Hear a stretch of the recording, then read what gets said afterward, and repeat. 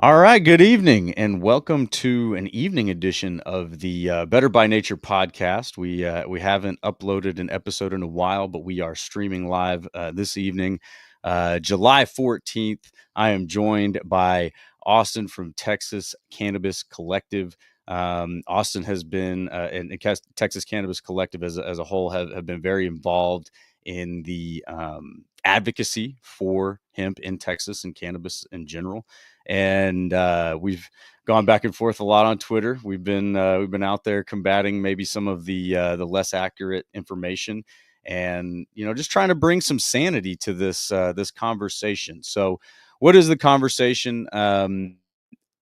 Texas hemp is somewhat under attack, right? We have um, legislation out there that it would have been a total ban on cannabis in Texas, and it was vetoed by Greg Abbott.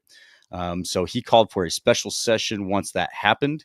And here we are. We are about a week away from that special session. So I wanted to level set something really quick to just sort of establish how we've gotten here.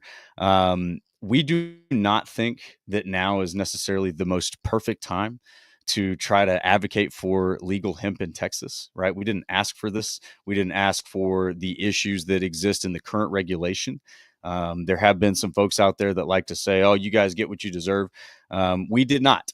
We did not ask for the regulation and the flaws that it currently has. We certainly did not ask for the timing of everything right now. And in no way, shape, or form do we think that this issue is anywhere near as important as the flood emergencies and the things that are going on in Texas right now that will have to be addressed during this special session as well.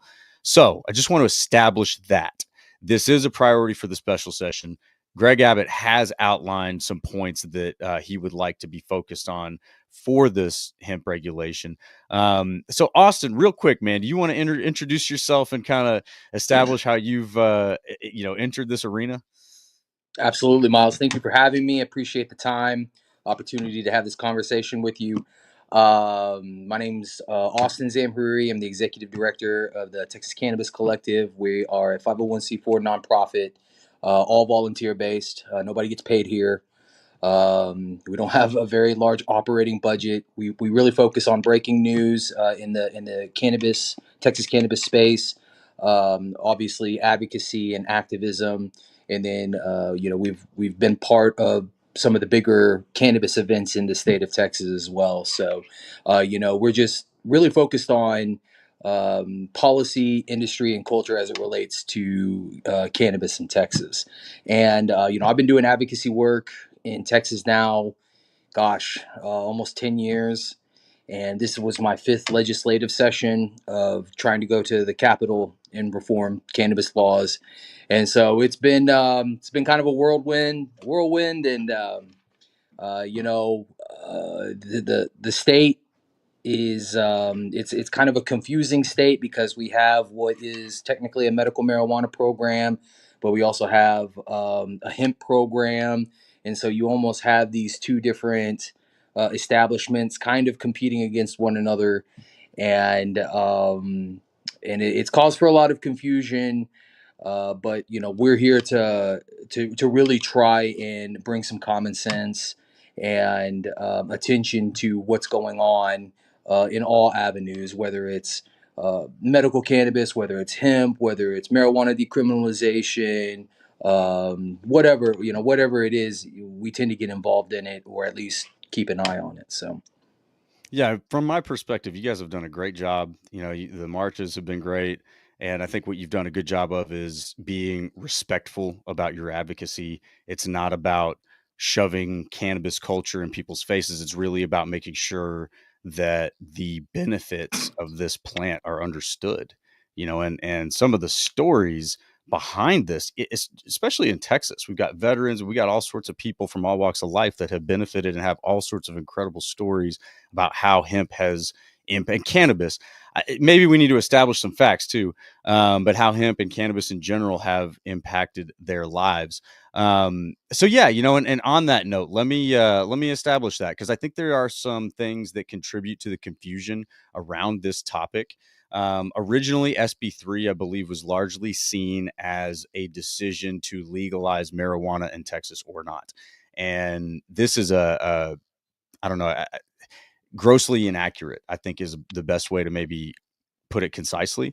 Um, is it that in a way? Yes. And did we ask for that? No. Um, we were given this legislation by Dan Patrick, the Lieutenant Governor of Texas, and a lot of facts around cannabis are still misunderstood, and that is where this whole thing originated. Back in 2018, Donald Trump signs the Farm Bill, 2018 Farm Bill, which effectively decriminalized hemp and all cannabinoids derived from it, right?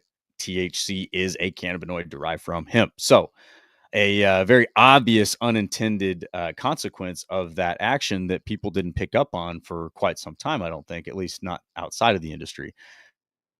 And then so Texas basically followed suit. Is that fair to say? In 2019, they essentially copy and pasted the 2018 Farm Bill? Yes, 100%. Right. So yeah, hemp and all cannabinoids derived from it decriminalized, and that was largely celebrated, right? Like that was kind of especially from an industrial hemp perspective, there are a lot of benefits for the state of Texas in that.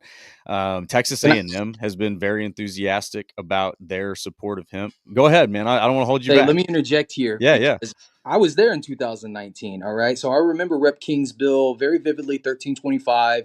I remember when it was in the House, and when it began to move, it had all the support of all the ag guys, farmers, manufacturers. Like it had a ton of support. But when we were looking at the bill, literally the bill says all derivatives, all isomers, all salts, everything with the exception of delta 9 tetrahydrocannabinol over 0.3% by dry weight. We were looking at that bill and we were straight up going to legislators saying, hey, listen, just to let you know, this is going to legalize recreational marijuana in Texas. I hate to tell you guys, but like, yeah. this is what this bill is going to do, and it's going to have collateral consequences as far as enforcement is concerned, because law enforcement is not going to be able to tell the difference between hemp and marijuana. Right. And so we were telling this to legislative offices in the House. I remember we even had a meeting in Senator Perry's office regarding this. And so we were trying to explain to them back then in 2019, hey, this is kind of what's going to happen. And I think it's comical now because back then they were telling us, oh no, we know what we're doing, you guys are just some dumb stupid stoners who don't know what you're talking about, go back and smoke your marijuana, we know what Exactly. we're doing. And they shunned us out of there. Fast forward 6 years later, and now the market did exactly what we said, exactly what we said it was going to do. And now they come back and say that we're the bad guys. Yeah. And it's like, yo, bro, we were telling you back then, well, there was no ill intent here. Like there was no hiding around. I mean, there's no loophole here. This is exactly what was going to happen, and it Yep. happened. And now they're trying to put the genie back in the bottle, and it ain't gonna work. Well, and the issue is they did that themselves because they didn't understand the plant, right? And so let's just establish again facts. The fact is that cannabis, the term cannabis, represents the species of the plant, overarching species of the plant. Hemp and marijuana are government definitions of that plant, right? And that 0.3% is generally the line of THC that they define that on. If you put a hemp plant and a marijuana plant in front of somebody, they will not be able to visually tell the difference. They will not be able to aromatically tell the difference, right? Like you don't know. It's a chemical makeup. That's it. That's the difference between those two plants. So it is a big misunderstanding. And I think what the larger point needs to be is because there are unintended consequences of this is not anywhere near a good reason to say, oh, get rid of the whole thing, get rid of it all. It's nonsense. It's a non-starter. So going from that hemp and marijuana and cannabis and all of that, one of the biggest issues that I've had with the conversation around this is people equating hemp to THC products. And I think that that is a massive misunderstanding.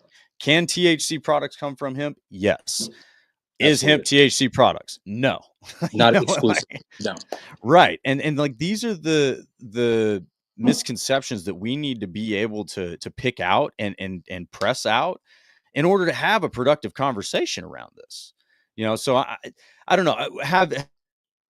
How have you experienced that with your conversations that you've had? I know you've had a lot of discourse online.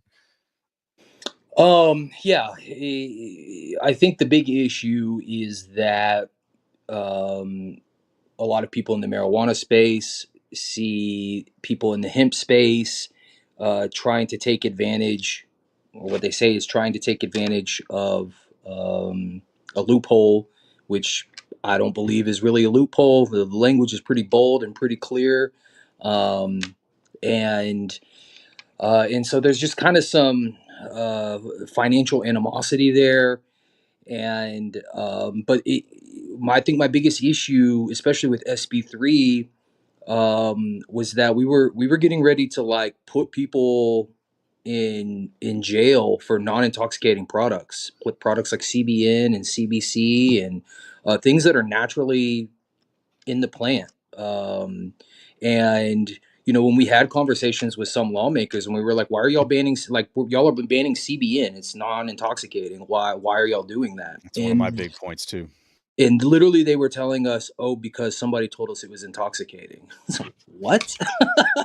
Somebody told you, and that's like they didn't give you any like science or anything. They didn't show you anything about the plant, and It's insane. it's really frustrating, that really hemp and marijuana, they really are the same plant, and the only Hmm. thing that's different about them is one arbitrary cap on one cannabinoid.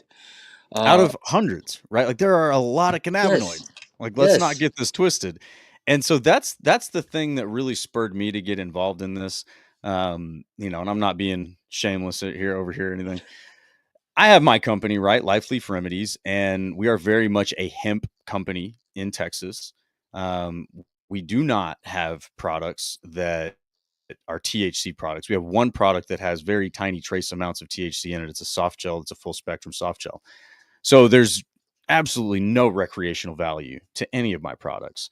And yet I'm going to be tossed out with this, and I that's where I start to have, I feel a certain way about this. And I think that this is where I think one of the biggest points that needs to be made on this issue is it cannot be made into red versus blue because of stuff like this. There's a Mhm. whole lot of people on both of those sides that would not agree with a small business being put out of business for not doing the thing that the state disagrees with, right? Like if Dan Patrick's issue is THC products, why the hell is he putting people out of business that don't sell THC products?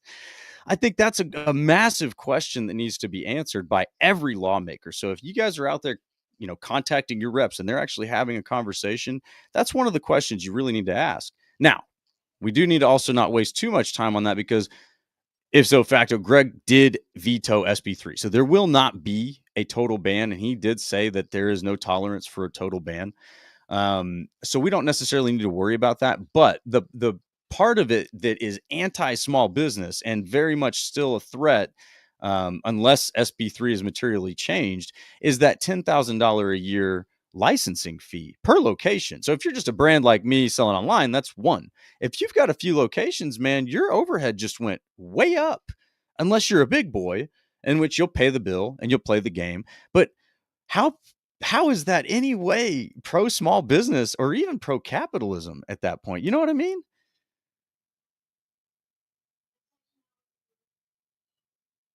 Oh man, I might have lost my signal.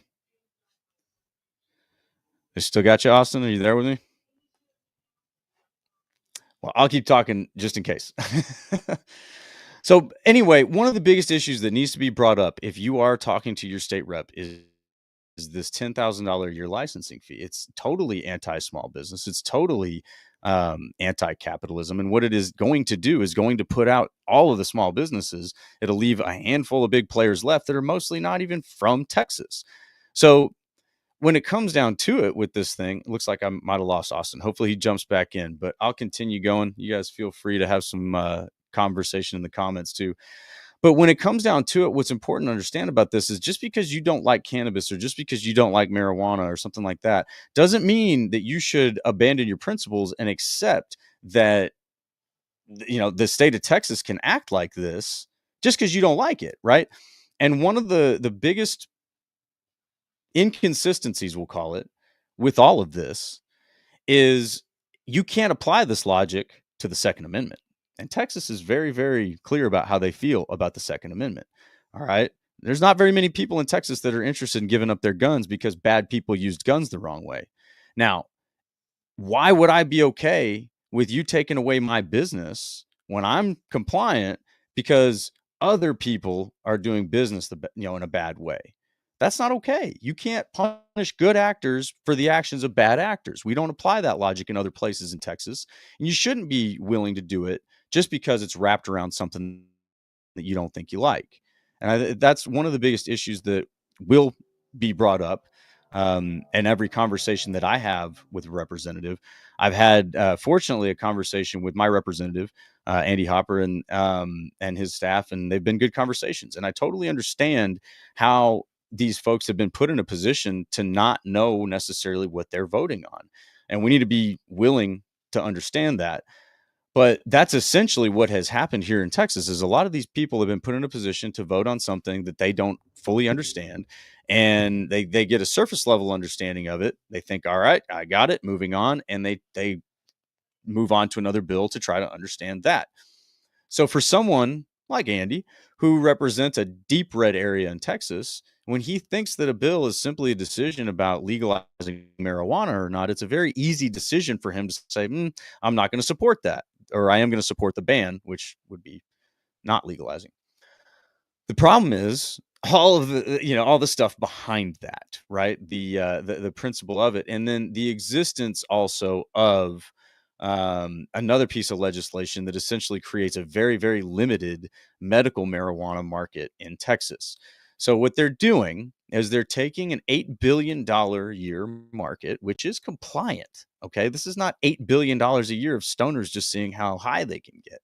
These are compliant folks, manufacturers. This is a supply chain. This is a whole economy here. All right. We got a whole market, $8 billion a year. That's real demand. You're going to try to shut that down and hand that over to 10 politically selected players, market winners, if you will. That's communism. That's not capitalism. And that's certainly not Texan. And that's not the kind of things that I think any conservative in any kind of red county or otherwise would agree to, unless it's wrapped in something that they just don't like. And it's easy to go, I don't like that thing, so get rid of it and I won't pay attention how. Well, you can't do that. So unless you're prepared to go off and apply that logic in other places and try to take people's guns because bad people used guns the wrong way, you should not be taking business away from good people just because other people did business in a bad way. I'm sorry. I don't accept that. And neither should you. So that's one of the points you should bring up whenever you're talking to your reps. Something else that's really important, and I think this really needs to be established. I probably should have tried to establish this sooner, but I'm still trying to organize all of my thoughts. This is a very nuanced issue. The spirit of this whole issue is to not have THC products sold to minors. And let me speak on behalf of the compliant side of the industry. No one wants THC products sold to minors. No one. No one. I don't care what Dan Patrick tells you. He clearly doesn't know the difference between psychedelic mushrooms and hemp. He's demonstrated that in plenty of packaging that he's pointed out. So if you can't tell the difference between psychedelic mushrooms and hemp, you have no business telling me what my motivations are in my industry. And my motivations, and in this industry that I belong to and have for several years, I have not met a single person, not a single one, that is even interested in having the conversation about selling to minors. It's just a non-starter. It's a non-existent thing. And that needs to be stated very, very clearly. The spirit of this thing is to not sell products to minors. That's great. Let's do that in a responsible way. So one of the issues here is, well, you got to establish an age limit. Fine. I don't think anybody would object to that. So please, by all means, make it 21. And if you really want to get picky, make it 25. All right. There's all sorts of studies that show that the risks of cannabis go down after 25, after your brain is fully developed, and that the benefits go up. Now, I'm not here to have that fight. 21 sounds totally reasonable to me. And I think at 21, people understand whether or not cannabis is something that they can use and benefit from. But nobody's arguing that. So please, by all means, put that in there. Tell your reps, reinforce that. Yeah, we don't want to sell to minors. That's not the idea. Now, that said, the next point that comes up is, well, we don't want these shops located within 1,000 feet of a school. Okay, the spirit of that sounds great. What if you've got this health shop here? They sell natural supplements. They've been part of the neighborhood for 10 or 15 years. And then all of a sudden, this growing neighborhood builds a school behind them. These people have been doing compliant business for years. Why should they be penalized for that? Now, do you need to take extra measures because there's kids around? I don't know, maybe. But if you're already enforcing the fact that you have to, check IDs because you're not going to sell to minors, then this shouldn't be an issue, whether you're close to a school or not. Marketing to minors, whatever that, I think the issue with that becomes it's subjective. You can just decide, well, I don't like you, so I decided your packaging is marketing to minors. There's no good way to establish those kind of limits, but by all means, we don't want to market to minors. Nobody does. I haven't met anybody who's interested in that. Hometown heroes, shout out to you guys. Dan Patrick used you as an example in that press conference. That's silly.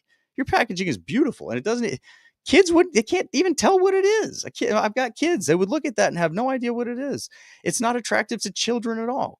So, but because the lieutenant governor said it was, I guess it is. So that's the issue with that.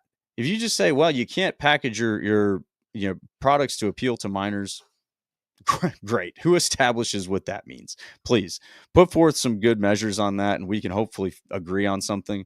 But I think that the adults in this industry have already established that that's not something that they're interested in. And packaging is something that's very expensive. You're not trying to waste money on packaging. Kids don't have money. I've never met a kid who's buying a $90 bag of gummies. That's crazy, man. Anyway, all right. So continuing to move on, I don't want to, have this be just a rant fest. I want to, the ultimate point of this conversation. It's too bad Austin doesn't look like he was able to rejoin us. The whole point of this conversation was to help you guys be prepared to contact your reps, right? If we're saying, all right, Governor Abbott has vetoed SB3, woohoo! All right, what does that mean? It means that your reps actually need to have a meaningful understanding of how to shape SB3 in a way that effectively represents you. So if you have a vested interest in the hemp industry operating safely and responsibly in Texas, you need to be able to have a conversation with your rep. If your rep is unresponsive, and that has happened, there's several of them out there. We will definitely get to that part. You need to make a note and make sure that people understand who those people are come election season. All right. I have never, just full transparency, I have never been this involved in understanding who my state reps are and state level politics. So most people, I assume, probably haven't either. This is probably new territory for a lot of us. That's why we need to understand, what is actually going on here and how to affect it. If we decide, well, our reps, they don't care, just now they have to. So, well, we have a chance where Abbott has said an all-out ban is unacceptable. So these guys have to put something together on SB3 that will be acceptable. If we can prepare them to do that, this goes way better. And maybe we don't have to deal with this issue again in the future. Like we kind of saw it coming back in 2019. We knew that was a problem. We didn't ask for that problem. We tried to prepare y'all to not have that problem, and we weren't listened to then. We also had a lot of hearings leading up to the vote on SB3. We weren't listened to then. Now, fortunately, Governor Abbott has said, from a legal perspective, it's just not an acceptable bill, and has given all of our reps a chance to sit down and actually listen to this issue. It is not the biggest, most important issue in Texas right now. I've already said that. I want to restate it. Anything to do with these flood emergencies and all the things that are going on here in Texas is a massively higher priority. But if this is going to be discussed in this special session, which Governor Abbott has said it is, then we need to prepare our reps for it. So, what are some of the highlights so far? Just a quick summary. If you guys haven't have just been tuning in, they're going to be discussing things like age limits on products. I don't think there's a whole lot of real contention there. They're going to be discussing things like proximity within schools. I think that, again, my caution there is that you can put good businesses or penalize good businesses by being near a place that a school gets built, right? It's not necessarily about the other way around, like someone setting up next to a school. Maybe there's language that you can prevent from that. But if somebody's already established and they're a good business that's operating in compliance with the state, they shouldn't be punished because they're in a growing neighborhood. That's crazy. So anyway, that's how I would caution that. The other thing is we need to have consistent principle, right? If Texas is not willing to punish good law-abiding gun owners for the actions of bad people with guns, then you should not be willing to punish good compliant business owners for the actions of bad people that didn't get a business license. And that's one thing that Dan Patrick said too. So another issue with all of this, and sorry, one of the bigger points, $10,000 a year licensing fee. It's a non-starter. We got to be able to tell our reps about this. It is anti-small business. If you have a conservative rep that doesn't want to talk about legalizing marijuana, bring this up.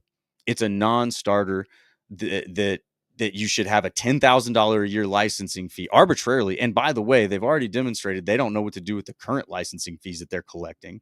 That's a whole different rabbit hole. Austin's back with us though. Maybe he can help me dive down that God, rabbit hole. I don't know what happened, bro. Like I've lost internet We doing service. okay? Are we gonna make it? We got a strong Yeah, I don't know, signal. man. Dan Patrick tapping in over here trying to shut the conversation down, bro. What's that? Can you hear me? Oh man, this signal's not doing so good.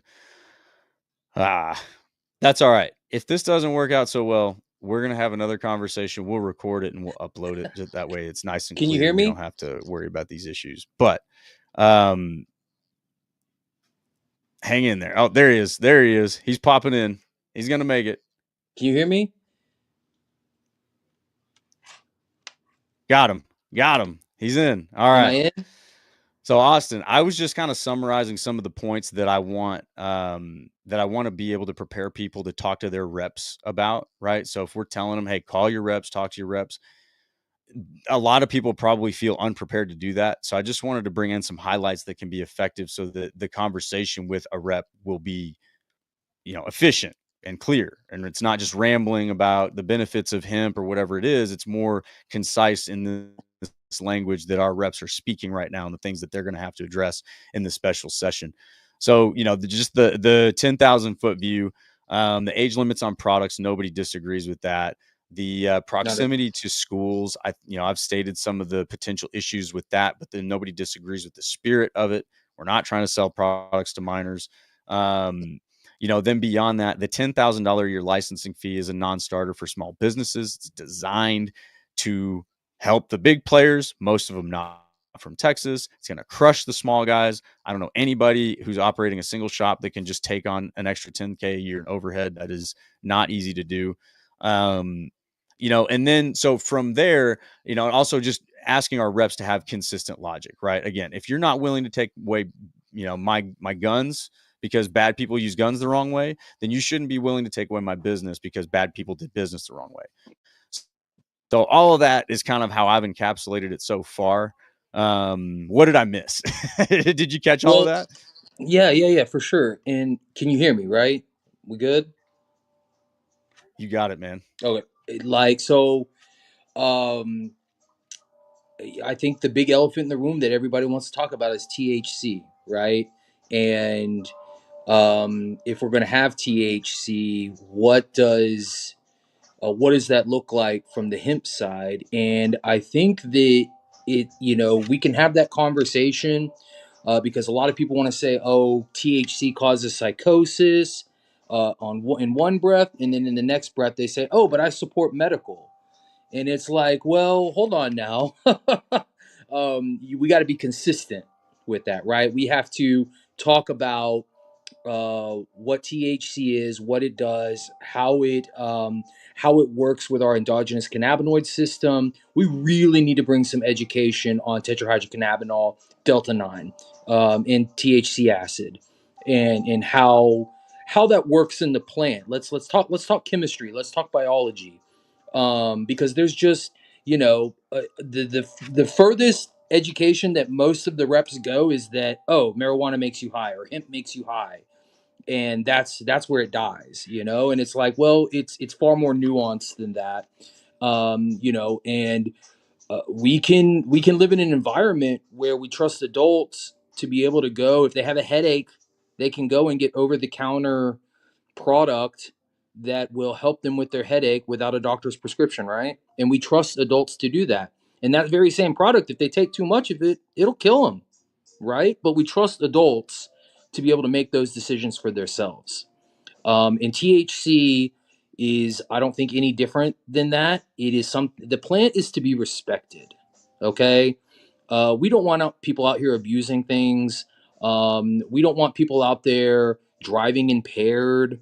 We don't want people taking so much that, you know, they have to go to the hospital because they're incredibly uncomfortable. We want to talk about dosing, all of these things, and these are conversations that we need to have with legislators so that they understand the entirety of the cannabis plant and how the entourage effect works.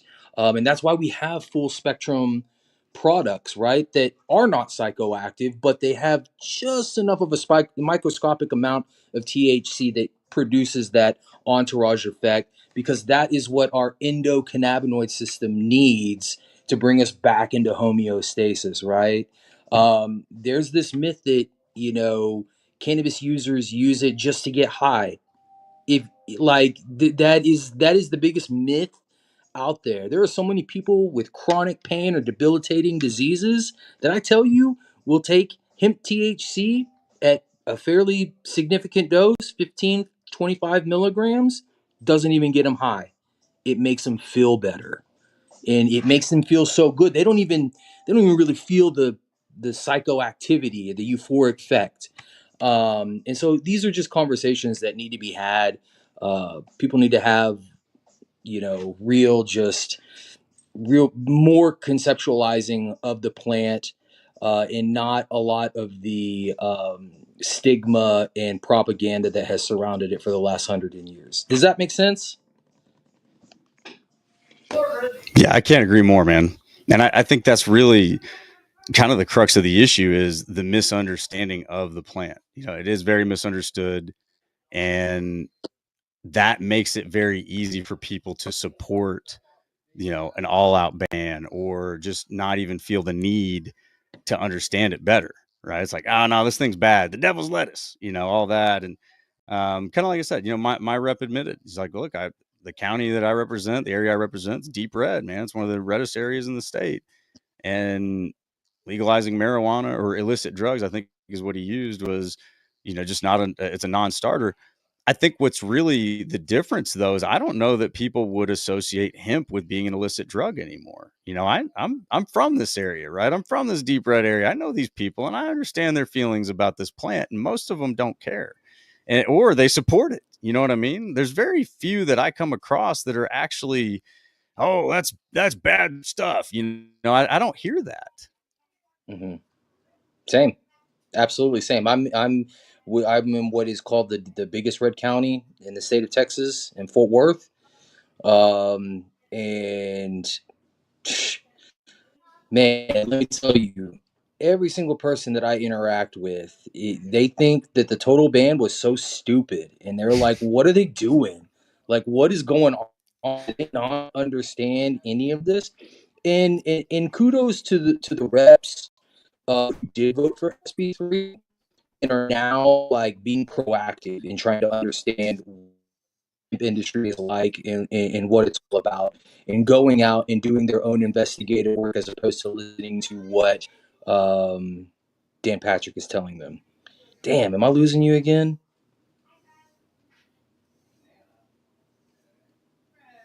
I think Oh so. man, I might have missed that last point there that you had, but yeah, man. I mean, it really, you know, we got that. That's why these conversations have to happen, right? Because if you're on the ground and you're Let having me just excuse me. conversations day to day with people, you know, and you talk to people who are conservative, and you know, it's like, oh, these people don't care about that. It's like, all right, well, then are the reps being willfully ignorant, or are the reps just like hopelessly outmatched? And I think part of that conversation is legitimate, right? Like, they're getting bills shoved down their throat to the extent that it's delayed and then it's all at once, right? And so Mhm.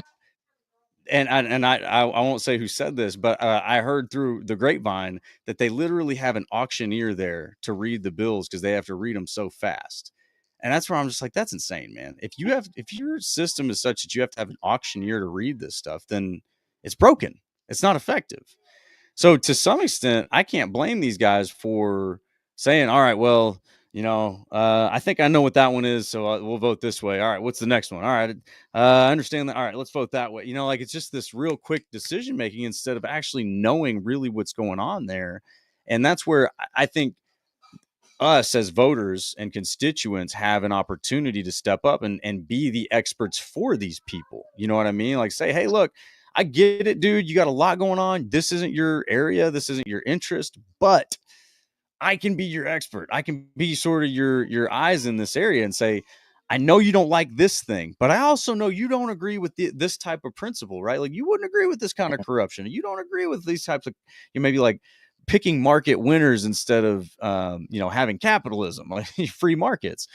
So when you have these things that people wouldn't agree with buried behind something that they don't like, it is up to us to call that out. It's up to us to say, hey, look, this is misunderstood, and it's not coming from a place of, well, I want my way just cuz. It's coming from a place of like, I know what you value, and I need you to hear me when I tell you that this goes against your values too. And I think that's the conversation that doesn't get a chance to even be had on social media. And I am guilty of being more abrasive than I should in some cases. But we do have to sort of fight that urge and try to create these more respectful and productive conversations, because we do have a lot more in common and shared perspectives than we think. You know what I mean? Mm-hmm. Absolutely. And to be honest with you, obviously, when I'm at the Capitol, we walk into every office, right? So that's going to include offices that are super friendly to us and like, oh, it's the weed guys. Oh, hey, let's talk. Or it's the people who are like, cannabis is evil, Yeah. right? So when you walk into those offices, what I like to do is I like to just be a beacon of information and be able to help them answer any questions that they might have. I don't care how anti they may be Yeah. uh, against the cause or the movement or the industry. They have questions, and it is like I said, it's very nuanced, and so we like to be there to be able to say, hey, listen, if you have questions, we want to be a resource. All right, are you going to be on our side on this? Probably not, but at least let us help you answer the question, and point you in some directions. Let us tell you what the opposition against us is saying. If you agree with that, let us tell you what people on our side are saying. We want to change minds. We want to have great relationships with everybody. Um, and so it really is just about like trying to be as neutral as possible, but show your passion for it. And so, we have a lot of success when we go to the Capitol, especially with staffers, because when we walk in there, we're not trying to be adversarial. We're not trying to say, hey, you guys hate us, we hate you, we're here to battle. That's not how it works. You know what we bring? We bring common courtesy, respect. When you're in that building, you're in the people's building, right? And so nobody's going to want to talk to an asshole, straight up. You got to go in there, show respect, look the part. You're in the building, it's very professional, so definitely dress very professional. Go in there and be very courteous and respectful. Just not traditional Texas values. I don't know how else to explain it. You know how Texans are, very friendly and nice and courteous, um, and so that's where we have a lot of success. My own rep, he is not a real big pro cannabis guy. I'll tell you that much right now. But at least when I go to the office, they're receptive to me as a constituent because I bring facts, I bring information. They may not always agree with it, but at least we have dialogue. And so that's what's really important, is building a base of dialogue and then, building up from there. So. Go on music. Totally, man. I completely agree.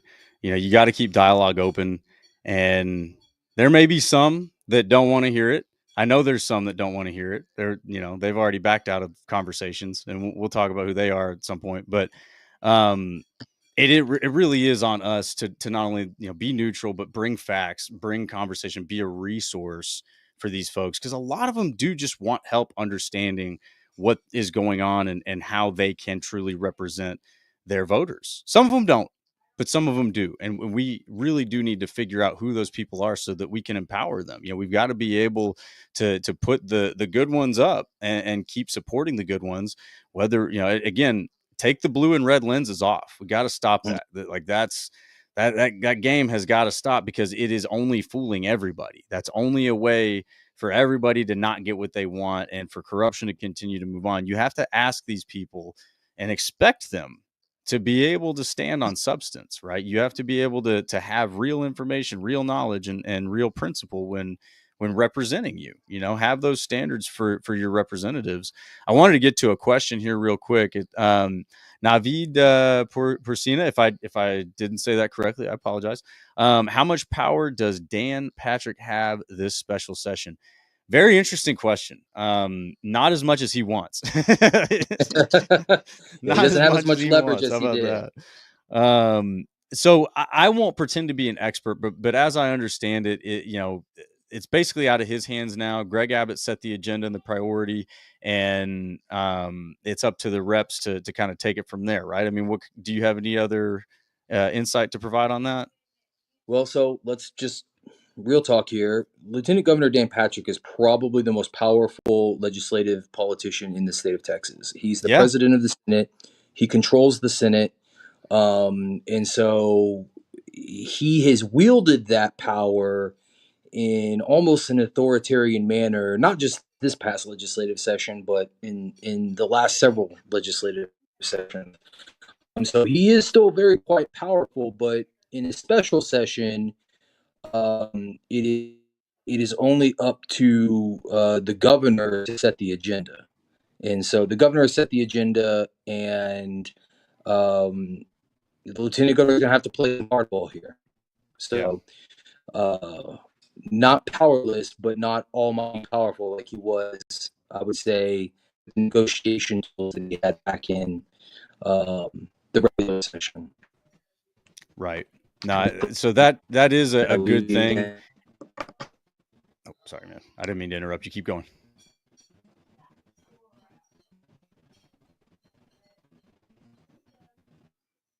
Oh, maybe I lost you. Did I lose you? Oh, okay. Drop down. All right. Continue on. And Navid, you got another question here. Do reps even matter when it comes to Dan Patrick on this weed issue? Yeah, they do. And I think that's a fair question. And actually, that's part of the story of how we got here. Here we go. I think Austin's going to be able to jump back in with us. But Navid had a good follow-up question here. Austin, do our reps even matter when it comes to Dan Patrick on this weed issue? And part of the story of the first vote on SB3 in the 89th session was that he did need the reps, right? He needed to manipulate, or whatever kind of language you want to use around how you get people to do what you want them to do. He needed to get them to do what he wanted to do. So there was a lot of folks who came out afterwards and said that he essentially held their bills hostage unless they voted the way that he wanted them to vote. And then several of them didn't even get what they wanted after they did what he wanted, which was pretty interesting. And I think maybe adds to a little bit of the motivation for some reps in this next session, or in the special session. But yeah, the reps definitely matter. The reps do matter, and they are a voice whenever it comes to actually, um, reshaping SB3. As we said, it has to be reshaped. Um, Austin, were you able to jump back in with me, man? Can you hear me? I can hear you coming through a little bit. There we are. There we are. There we are. Yeah, man, I don't know what's going on. I think it's my feed over here on my connection. I'm just having some technical issues. I'm not certain No worries, man. why. But yeah, no, reps absolutely matter. All right, don't be misled. There are two chambers, right? And so there is a separation of powers. And so I don't think that there is going to be the same leverage the lieutenant governor is going to have. this special session like he had in the regular session. So, and I don't think the House members are ready for the avalanche of unhappiness that is going to descend upon them if they continue on with some kind of total ban. So I think the House is really going to do a lot of really great work, and they're really going to try to regulate this and bring some common sense legislation. And I think the lieutenant governor is gearing up for Senate Bill 3 2.0. And so there's a very high likelihood, no pun intended there, that nothing gets done, and the governor has to call another special session just for THC. So we're going to go to work next week. I'm going to be there day one, opening day special session. I've already got several meetings in place with both Republicans and Democrats. And we're all very interested in what we can do in the House and how we can advance that. That will be palatable enough for both the Senate and the governor. Unfortunately, I don't think that we have that same mentality in the Senate. So you know, we could be back here in another month and a half. We'll see what happens. We'll see, man. We will see. And I know that we're kind of bobbing in and out with signal here, so I wanted to kind of take a chance to give Austin an off ramp. He's got to jump off and get on to another engagement. But Austin, thank you so much, man, for jumping on here on the Better by Nature podcast with me. We need Appreciate to it. have another conversation, and I believe I will see you in Austin as well next week. Hell yeah. Anything you want to leave the people with? Where can everybody find you? Find us at txcanico.com. That's our website. But really, just follow us on social. Really, on X, Twitter X, Instagram, Facebook, the big social media platforms. We tend to have a lot of engagement there. You'll find out everything that is pretty much going on, and we just appreciate everybody. Keep your head up. Stay lifted, stay educated, and stay active, because this situation is Totally. not going away. Totally. Appreciate it, man. I appreciate you joining me and joining us here. And we're going to talk to you again soon, man. This is going to be a series, so maybe I'll have you back on after next week, after the special session, to see what happens. For sure, man. Really appreciate the time, Miles. I lost you again. All right, man. All right. So I do apologize, y'all, if the signal's not great. I do want to land the plane a little bit for you, and maybe answer another question here. So, and if I am being a little bit repetitive, I didn't get everything that Austin was saying, so I might repeat some of the things that he was saying. But regardless, it's good for everybody to hear what's going on. That's what the point of this is. So Naveed asks, after this regulation passes, is war expected with Dan again next regular session? I think that that's one of those things that it's hard to predict that, and Austin might have talked about that a little bit. It is tough to predict that. You just don't know who's going to win what elections, and what the makeup of the House is going to be, and what the priorities are at the time. And, if the hemp industry survives this, what do we do with it beyond that? If it grows, right now it's about estimated $8 billion a year in revenue. If that continues to grow and it goes, 10, $20 billion a year, the more it grows, the harder it becomes to get rid of. I mean, it's already going to be pretty tough for them to try to get rid of this industry. So I think it's tough to say. I think really what we've got to do is focus on this here in front of us. Let's get the best version of SB3 we can from our representatives here. And hopefully we don't have to have that kind of a war in the future, because there's not any sort of thing to be going after. And, and on the topic of something to be going after anyway, Texas voter, appreciate you being in with us tonight. What to do with reps claiming THC is causing comas? Low telling constituents this. Yeah.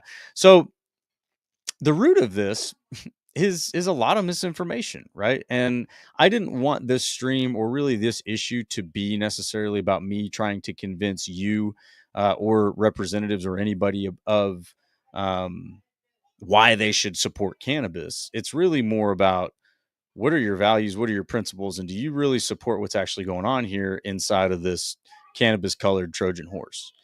And most of you, I know, I understand, I know where you're coming from, whether you're conservative or liberal or in the middle. And you may not like cannabis, but I bet you wouldn't like a lot of the things that this bill was designed to do. And so you got to hold your representatives to a higher standard. In this case, let's talk about it, right? Like the things that Dan Patrick is claiming, the things that like Lowe is claiming, THC causing comas, these things are absurd. And if you're a Texas voter and if you're listening to this, you're probably more engaged than the average bear.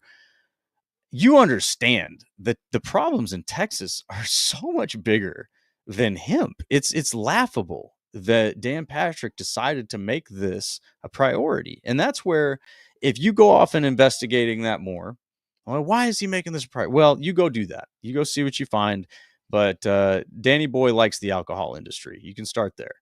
Um, what to do with reps that are claiming this nonsense? First, you've got to try to have a conversation with them. I know that that's already probably been been attempted with this person, but after that, after you've attempted having a conversation with them, you've got to let social media, you've got to let the community know who these people are and that they're spreading misinformation. And a lot of us have been doing that on Twitter. I think that there's a really neat community developing there around Texas hemp and this whole issue with SB3. But we need to, and Austin was really nailing this. We need to stick to facts and we need to be a resource for these people. And if they don't want a resource, well, then that tells you what you need to know about them and we need to vote them out. And in some cases, and I'm not necessarily talking to you, Texas voter, but in some cases, some of us need to step up and run for rep, and that's just not something everybody wants to do. I get that. But at the end of the day, if you don't want to be represented by people who don't represent you at all, that's sometimes the answer. So don't rule that out. I certainly haven't. I'm probably thought about running for state office more in the last few days than I ever have. Excuse me. Politics is not something I care to be involved in. I'm an entrepreneur. That's why I'm here. So with these reps that are going to be hard-headed and they've already decided their stance, and the devil's lettuce and all that, again, you've just got to campaign against them. You've got to help people understand, not necessarily from a cannabis perspective, but from a principled perspective, why these people don't belong in a leadership position. If you are willfully ignorant about the way that you create legislation that is impacting millions of Texans' lives, you have no business near a leadership position at all. And we need to make sure that that's clear. I think that over the last several years, not really, we don't need to talk about national politics here. Politics has been something that's been very tough for people, I think, to engage in because it divides in ways that we don't want to be divided, and it makes relationships tough to maintain. And I think that we all need to put that away. You need to be able to sort through all the BS and the divisive rhetoric. And you need to ask yourself, are these people consistently principled? Whether you agree with their principles or not, okay, you can parse that out. Are they consistently principled? If you're going to tell me that you're some red-blooded conservative, I represent one of the reddest counties in Texas and all of that, that's great. That's great. I do understand where you stand on 2A. And look, I know you wouldn't take guns away from good people because of the actions of bad people. So why would you be willing to take business away from good people because of the actions of bad people?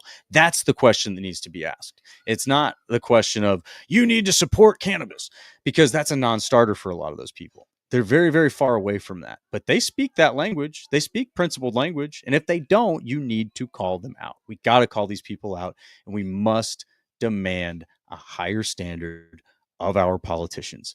We must, and it has to start at the local level. That's where we all have the most impact, the most influence, all of it. It has to start at the local level. So let's see here. Tobin Silverweed, hell of a name there. Do you think the rumors of an upcoming federal rescheduling are true? Do you think that will affect Texas cannabis landscape. This is one of those topics that's kind of tough to figure out truth of the matter, and it's really tough to figure out who has the control over the matter. I certainly think that rumors of potential rescheduling are true. Yeah, and Trump has certainly talked about it. Other people have talked about it. I would lean on preferring descheduling. Right. I don't think Schedule 3 is necessarily going to get this industry to where it deserves to be.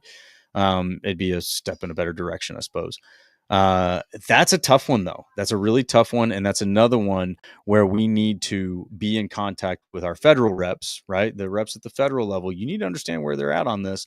And if they're in a complete place of not understanding, not caring, anything like that, definitely bring it to their attention. Right. I mean, that's what these people are there for. And I think a lot of times, at least what it seems like, is us as voters have expected these people to be experts in everything as we need it. Right. So whether it was, a pandemic a few years ago, now you need to be an expert in virology. All right. Now, then it's the economy. Now you're an expert in the economy. We can't expect these people to be experts in every knee jerk reaction that this economy and this culture and society has. We have to, as representatives, be their experts. Now, there may be some things they're experts in. That's great. If you are an expert in something your rep is not, it is your responsibility to stand up and talk to them and help to be a resource for them. So yeah, I think that's something that it's definitely looming out there. How do I think that would affect Texas cannabis landscape? Well, if you look at the actions of Texas the last time that something like this happened, I mean, they copied and pasted it, right? So in 2018, Trump signed the 2018 Farm Bill, which descheduled hemp and all cannabinoids derived from it. And then in 2019, Texas followed suit. And again, they just kind of copied and pasted that and said, deschedule hemp and all cannabinoids derived from it. So if the landscape changes at the federal level, would Texas match that? Probably. I mean, that's what their actions have said in the past. I think the only thing that prevents that is us getting good regulations in place now that create safe prosperity in the industry. If the industry can flourish and grow by, if it's 8 billion now, maybe it's 10 billion next year, whatever the growth rate may be, and you can do that safely by addressing with facts the non-information or the misinformation, whatever bad information you want to call it, that these politicians are trying to use to make you afraid of a plant.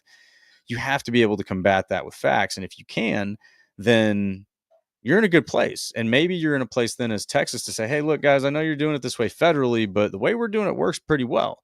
And at the federal level, maybe they look at what Texas does and says, hey, that's working. Maybe we can copy and paste that. That happens too. Those are the things where you can't really predict the outcome, but you can certainly do more to affect it, right?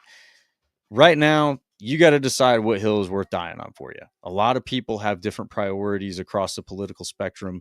This is one I'm invested in because I've been in this industry for a long time, and this plant has helped me in particular a lot. So I believe it's worth defending. If you believe the same thing, if you have a business invested in this, or you are a consumer that has found peace with this product that you haven't been able to find anywhere else, these stories have to get to the representatives so that they understand the issue. Otherwise, it stays at a surface level understanding of, well, I guess SB3 is just whether we're going to legalize marijuana, which is just not a fair characterization of it at all. So I don't know if that was a good answer for you, Tobin, but the best answer again is that, we have an opportunity to affect these things, and that's what we should be doing. Let's see here. I'm going to try to get a couple others.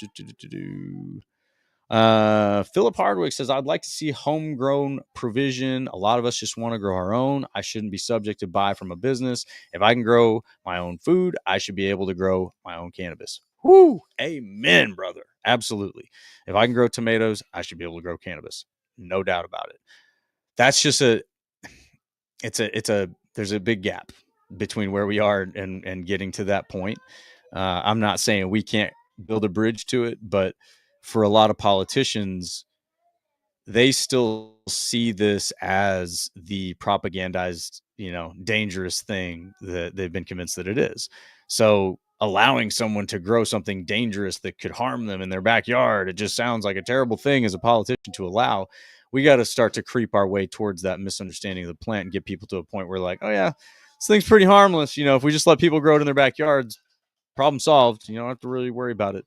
So I agree. Totally agree with you, Philip. And I think that, yeah, that's something that over time we should be able to get people to understand. You said also everyone is not trying to get into cannabis for profit. I'll tell you, if you're trying to get into cannabis for profit, you are sorely mistaken. And you've probably already learned that through losing money. No, the cannabis industry is not something that offers profits, at least not for most of us. Probably for 1% of the industry, they're making money that's worth celebrating. The rest of us are in this thing, fighting this fight for what could be one day. It could be a very lucrative thing one day. But most of all, we're hearing these stories of what it's doing for people, and so I'm kind of towards the end of the episode here, but this is a part where we can kind of tell some stories about what the potential of this plant really is. And I'll get into some of the stories from my company and that we have had. But the point being is, if you are not willing to criticize somebody for the pharmaceuticals that they take, you should not be willing to criticize somebody for their benefits that they get from cannabis. That's absurd. It's ridiculous. And I'll use myself as a direct example.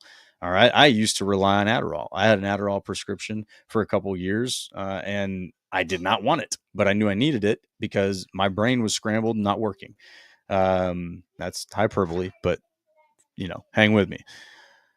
Point being, Adderall helped. Felt like I could do work that I needed to do whenever I was on Adderall. I knew I didn't want to be on Adderall. And whenever I got into the cannabis industry and had the opportunity to allow cannabis to replace Adderall, it did very effortlessly.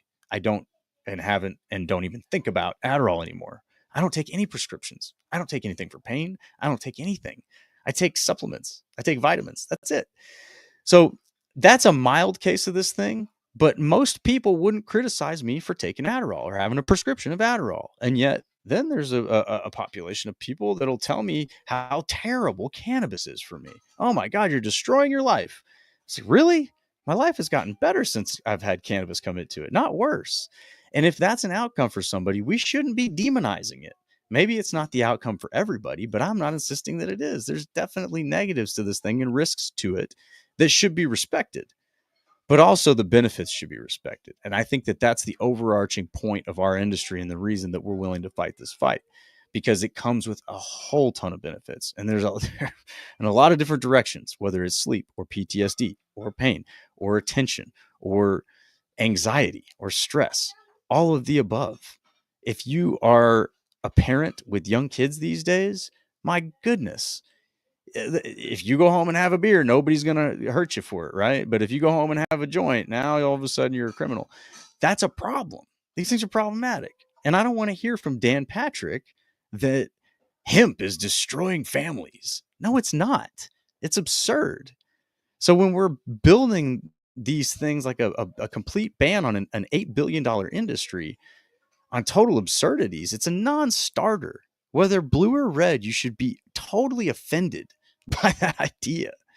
In fact, my family was torn apart by alcohol, not hemp. Hemp is helping me build a new family. So I don't want to hear these misconceptions. I'm not here to convince anybody who thinks that this is the devil's lettuce that it's not. But if you are a principled person, a conservative or liberal or otherwise, and you have things that you believe in, don't allow something that you don't like to mask you from supporting things that you otherwise would not. All right.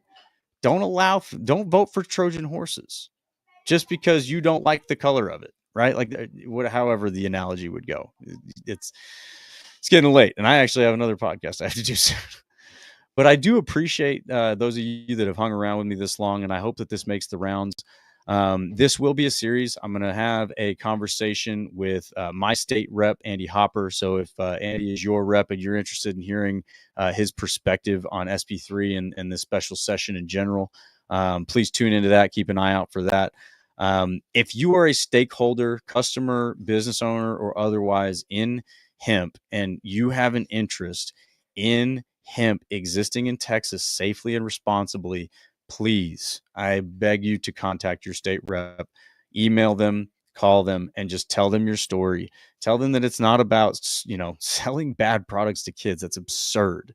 The fact that Dan Patrick has to make this about that tells you that he does not have the ground to stand on to actually try to ban this thing. So thank you all so much for your time and your attention on this matter. Again, contact your state rep, and stay tuned. We're going to have some more conversations ahead, and I will do a follow-up.